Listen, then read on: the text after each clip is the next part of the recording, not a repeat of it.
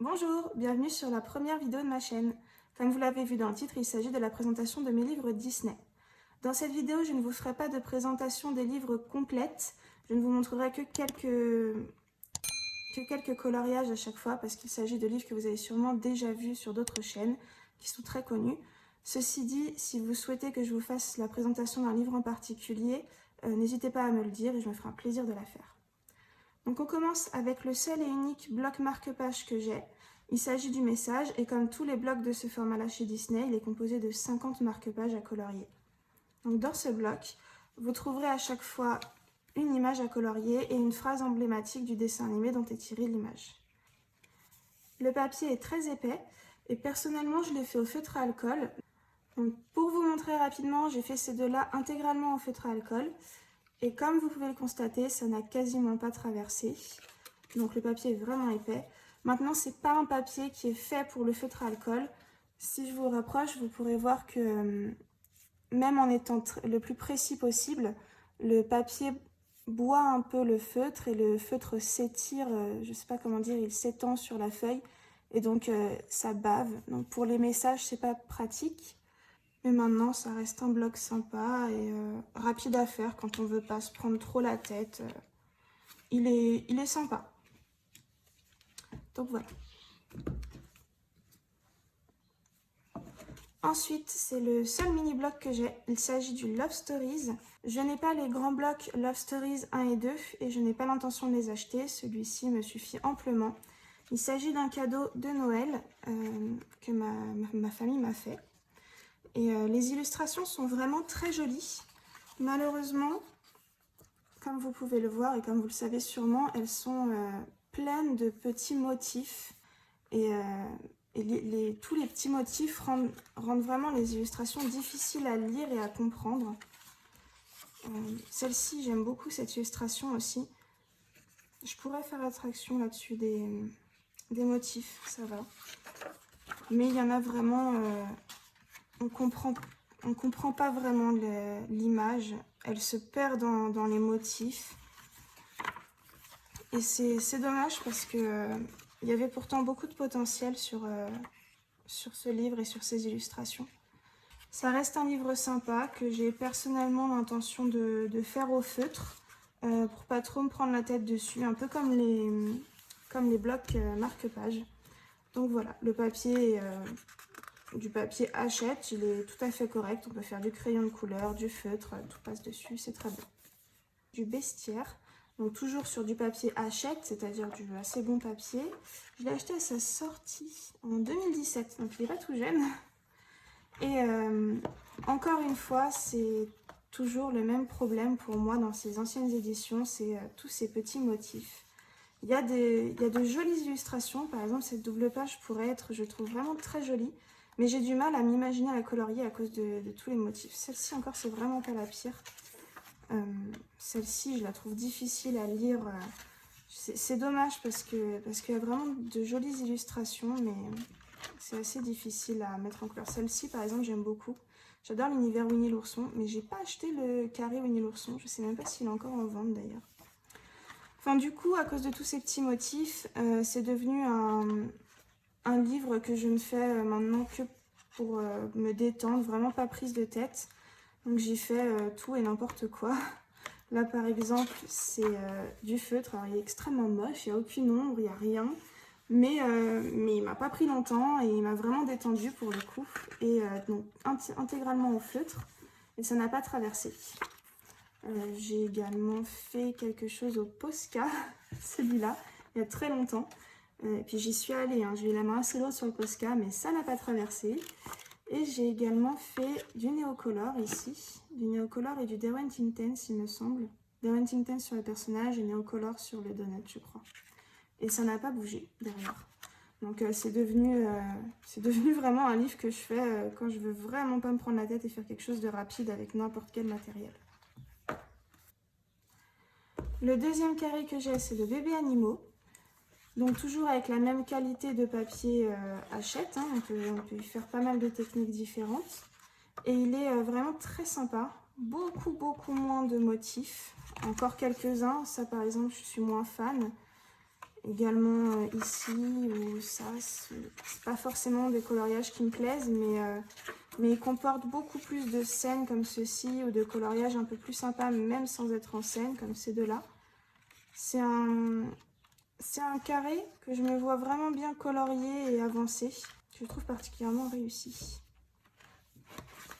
Ensuite, mon troisième et dernier donc petit carré, c'est le Mickey and Friends. J'aime beaucoup colorier l'univers de Mickey et de ses amis. Et donc forcément, j'ai pas pu passer à côté de celui-là. Donc c'est un livre que j'aime beaucoup, qui malheureusement a quelquefois des dessins un peu difficiles à lire comme celui-là. Je trouve que le fond se mélange énormément aux personnages, on a du mal à les distinguer. Idem pour cela. Mais en dehors de ce genre de coloriage, il y a de très jolies scènes comme celle-ci. C'est de là que j'ai hâte de faire le jour où je me sentirai capable et où j'aurai l'impression d'avoir un niveau suffisant pour ne pas les rater. Mais c'est un livre que je trouve vraiment très joli. Et cette scène est vraiment sympa. Et donc, je ne pouvais pas passer à côté. Donc voilà pour le Mickey and Friends. Ensuite, on passe au seul Disney qui ne soit pas des éditions Hachette. Il s'agit du Thomas Kinkade. Et c'est un livre très connu. Je suppose que vous l'avez déjà vu. Nous avons la représentation de l'artiste ici. Je crois que ce sont des peintures à l'huile qu'il a faites. Peut-être acrylique, je ne sais pas. Et la représentation en line art ici. On peut donc reproduire en s'inspirant de l'artiste ou pas d'ailleurs. Et vraiment, il est sublime. On peut, je pense, apprendre énormément de choses sur les couleurs, les associations, faire des associations auxquelles on n'aurait pas forcément pensé. Personnellement, je n'ai pas fait d'illustration dedans. J'ai seulement commencé une illustration il y a très peu de temps. Il s'agit de celle-ci, de Dumbo. Donc vraiment, je n'ai pas fait grand-chose encore. C'est uniquement au crayon de couleur. C'est très très long. Et ça n'a évidemment rien à voir vraiment avec l'image d'en face, parce que c'est impossible de reproduire avec des crayons de couleur une peinture faite à l'huile ou à l'acrylique ou à l'aquarelle, peu importe. Mais on apprend des choses et c'est très sympa à faire malgré tout, même si c'est extrêmement long. C'est un livre que je trouve très joli. Je ne pense pas les faire toutes, parce que par exemple ce genre d'image m'intéresse moins. Mais je pense en faire vraiment un grand nombre. Et j'ai hâte d'avancer un peu là-dedans et d'oser un peu me lancer. Celle-ci, je la trouve vraiment très belle. Celle-ci, un peu moins. C'est moins mon truc. Les bâtiments, je suis pas fan. Mais enfin, j'adore. Mais donc voilà. C'est un très très joli livre, très connu. Mais il est vraiment pas évident de se lancer dedans, faut oser. Mais bon. Je me suis également acheté récemment le Disney Vintage, qui est sorti donc dans le format carré qui est plus grand que les petits carrés que je vous ai montrés. Donc en comparaison, là on a un petit carré habituel et en dessous donc on peut voir qu'il est plus grand. C'est un format que j'aime beaucoup et il est sorti en hardback comme les premiers livres d'art thérapie Hachette. Donc il s'agit d'un livre sur l'univers de Mickey à colorier et évidemment je n'ai pas pu passer à côté. Donc dans ce livre, le seul point négatif que j'aurais à lui trouver, c'est qu'il y a quelquefois des dessins où on a du mal à comprendre ce qui se passe en fait. Là par exemple Donald, je ne sais pas, la logique, il n'y a pas de logique pour moi. Il ne peut pas être sur l'eau et il ne peut pas non plus être sur la baignoire, il ne tiendrait pas, donc je ne comprends pas. Et je ne sais plus où, mais il y a d'autres dessins comme ça où on ne sait pas trop où commencent et où finissent les lignes. Donc c'est pas évident. Mais en dehors de ça, il s'agit d'un livre qui est vraiment très joli avec de superbes scènes à colorier. Et j'ai vraiment hâte de l'avancer. Donc celle-là est simple. C'est que des scènes. Il y a 3 pages un peu papier peint. Je vais essayer de vous les retrouver. Celle-ci, je suis pas fan vraiment, mais bon, ça en fait pas beaucoup dans le livre. Il y a celle-ci. Non, donc il y en a 4 plutôt des pages papier peint. Celle-ci. Également celle-ci et celle-ci. Personnellement, celle de Donald, celle de Mickey, je me vois bien les colorier, je pense que ça pourrait rendre sympa. Celle-ci un peu moins, mais bon, sur 80 coloriages, il y a vraiment très peu de coloriages qui ne me plaisent pas. Il y en a un petit peu d'autres en fait, celle-là aussi. Il y a assez peu quand même de pages un peu papier peint. Elles sont toutes sympas, c'est de jolies scènes, on n'a pas l'habitude de les voir. Moi j'aime beaucoup. Le papier, c'est du papier Hachette, rien à redire là-dessus. J'ai pu faire une illustration avec uniquement des produits aquarellables, donc du Neocolor et du Derwent Intense.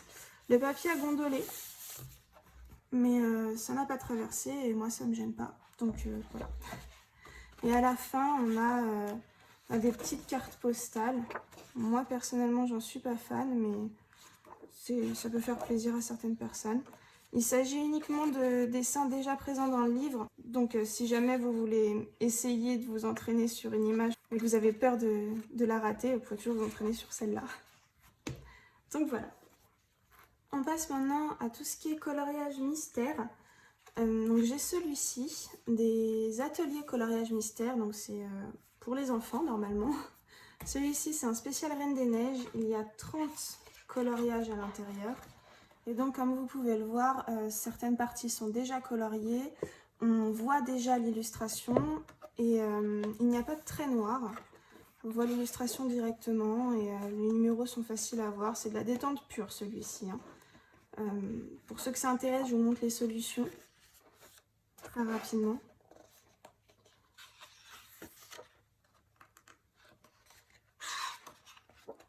Donc voici. Voilà. J'en ai fait aucun à l'intérieur de celui-là. Dans la même gamme, j'ai les ateliers coloriage mystère, ça va être plutôt les classiques celui-ci. Encore une fois, il y en a 30, j'en ai déjà fait quelques-uns, comme celui-là, au feutre, très rapidement. Il est très orange celui-là.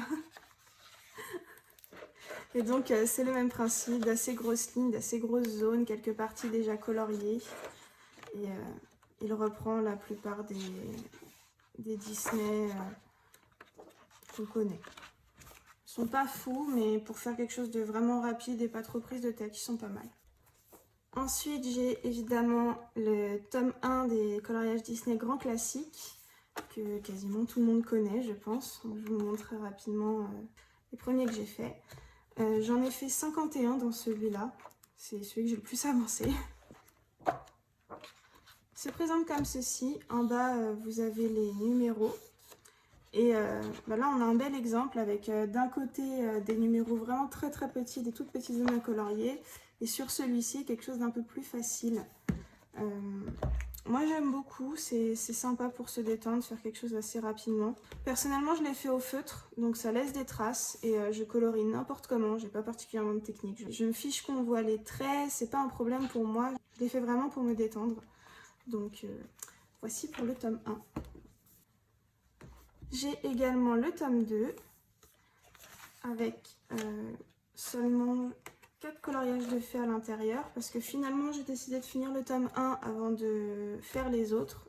Et comme j'avais déjà commencé ceux-là, 4 sont déjà faits, mais maintenant avant de m'attaquer à la suite, j'attendrai d'avoir fini le premier tome. J'ai le tome 3 que du coup je n'ai pas attaqué, donc toujours sur le même principe. Rien de nouveau. Je connais les solutions, je ne vais pas vous les montrer pour pas vous spoiler, mais j'aime beaucoup celui-ci. Je n'ai pas ceux qui sont sortis après dans la collection Grand Classique, parce que pour l'instant j'aimerais finir donc ces trois-là, et peut-être que je me prendrai le tome 4, mais après le tome 4 ce n'est plus Jérémy Mariès qui les a fait, et je suis moins fan des illustrations et de la manière dont les coloriages se présentent ici. Donc je n'ai pas l'intention de les prendre. Ceci dit, on verra bien ce qui sort plus tard, mais pour l'instant, ces trois-là me suffisent. J'ai cependant le Mickey Donald & Co, parce que bien évidemment, je ne pouvais pas passer à côté. Donc j'en ai réalisé 2,5, parce que celui-là est en cours, mais je les aime vraiment beaucoup. Les illustrations sont toutes jolies et je ne pouvais pas passer à côté d'un Mickey. Cette fois, il ne s'agit pas de coloriage mystère, mais de point par point. J'ai ici le Princesse, il y a 100 illustrations à faire point par point. Certaines sont des doubles pages, ça m'avait surpris au début. Et ils sont pas évidents, c'est-à-dire qu'il faut vraiment avoir de bons yeux et être patient. Personnellement, je les fais au Pigma Micron et je ne les colorie pas. Donc, je vous montre quelques-uns que j'ai déjà fait. Ceci encore, ça pouvait aller. Je vais essayer de vous montrer une double page. Donc il s'agit d'une double page, pas évidente à faire au niveau de la reliure d'ailleurs. Les cheveux de rebelle avaient été super longs. Ça aussi, c'est encore une double page. Donc ces coloriages, je vais vous en montrer, voilà, par exemple. Donc il faut vraiment avoir de bons yeux pour pouvoir les faire, mais le résultat est vraiment sympa. J'ai également dans la même collection point par point les 100 illustrations Disney animaux. J'en ai déjà fait quelques-uns, j'en ai fait 4, dont ces deux-là. Et ce tome-là est beaucoup plus facile que les princesses. Certains traits sont déjà là, et surtout comme vous pouvez le voir, il y a moins de points. Ils sont plus faciles à faire. Donc encore une fois, je l'ai fait au Pigma Micron, et je n'ai pas l'intention de les colorier. Il s'agit vraiment de quelque chose que je fais encore une fois pour me détendre, comme les coloriages mystères. Mais parfois, j'ai pas spécialement envie de colorier, et les points par point, j'adore. Ça me replonge en enfance, c'est quelque chose que j'adorais faire. On continue donc avec les blocs que j'ai tous mis en porte-vue parce que ça se décroche, c'est pas pratique. Donc je possède le En Famille et mes blocs, une fois que je les ai détachés, je les trie, je les range par dessin animé tous et après j'essaie de les mettre dans un ordre qui me paraît logique et qui me raconte une histoire personnellement. Donc ce bloc est très connu, vraiment très joli. Disparition totale des motifs que personnellement je n'aimais pas, donc forcément je ne peux qu'approuver ce bloc. Et il est vraiment joli. Je ne vais pas vous en montrer beaucoup parce que vous le connaissez sûrement déjà, mais une vraie réussite ce bloc. Et ensuite, j'ai dans les mêmes porte-vues mis le bloc Le Roi Lion, parce qu'il s'agit de mon dessin animé Disney préféré. Et malheureusement... Retour des motifs. Retour des motifs en arrière-plan, pas sur les personnages, ce qui est déjà pas mal. Mais personnellement, je trouve que ça gâche le colo pour moi.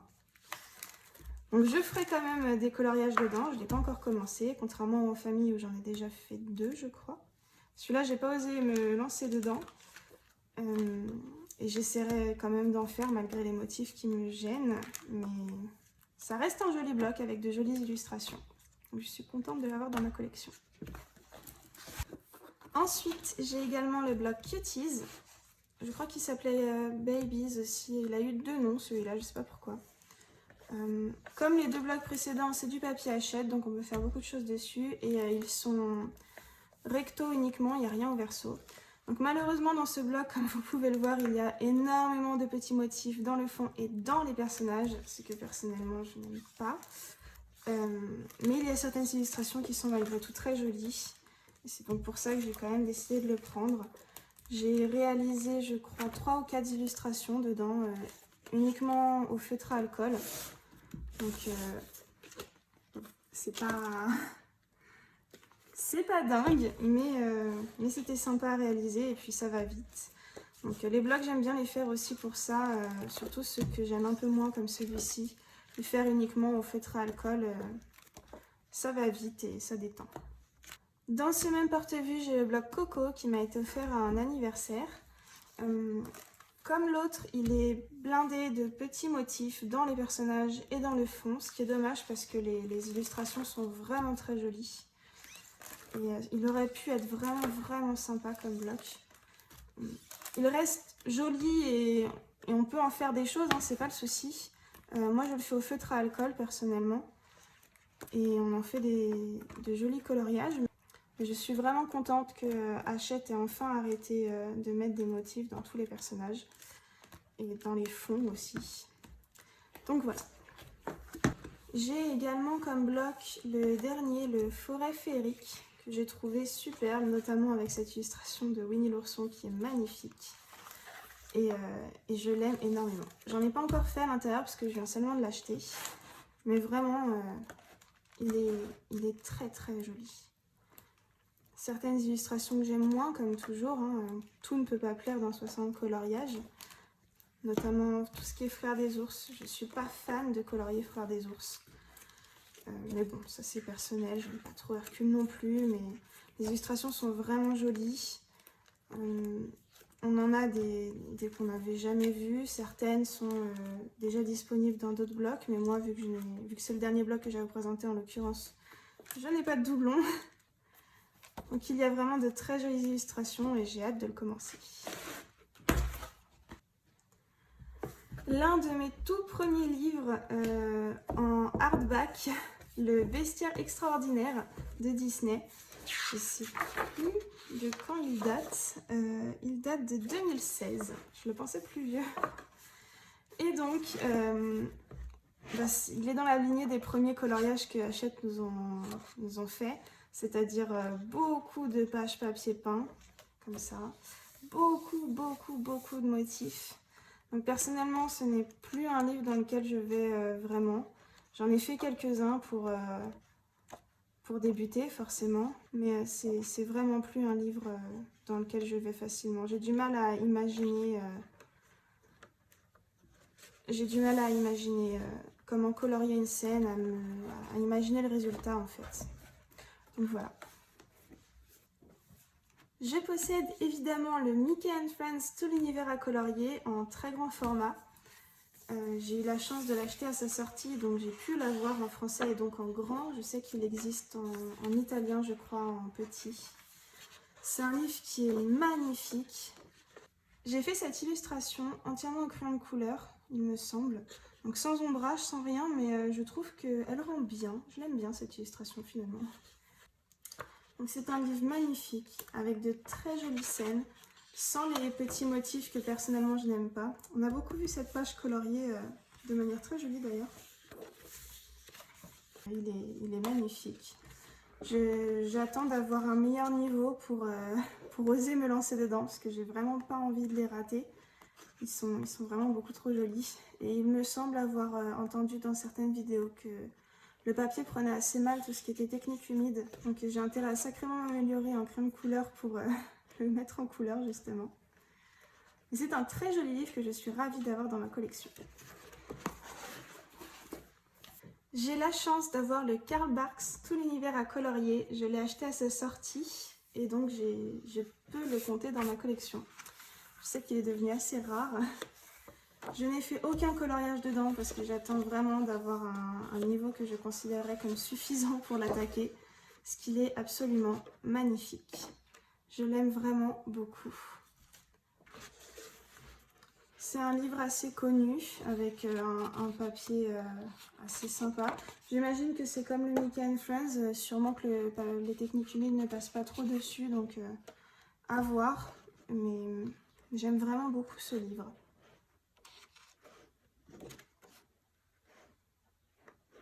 Donc voilà. Dites-moi en commentaire si on a des livres en commun et surtout si vous en avez à me recommander. On se retrouve la semaine prochaine pour la collection de mes livres hors Disney. D'ici là, prenez soin de vous.